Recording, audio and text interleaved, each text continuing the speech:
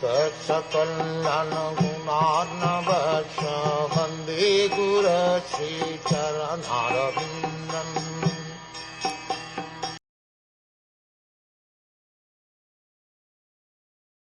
My dear sage, I have put all these questions before you with a view to knowing the pastimes of Hari, the Supreme Personality of Godhead.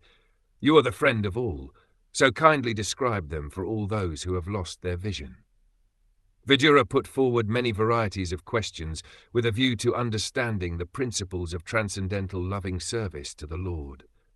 As stated in Bhagavad Gita, devotional service to the Lord is one, and the mind of the devotee is not diverted to the many branches of uncertainties. Vidura's purpose was to be situated in that service to the Lord, wherein one merges undivertedly. He claimed the friendship of Maitreya Muni, not because he was Maitreya's son, but because Maitreya was actually the friend of all who have lost their spiritual vision due to material influence.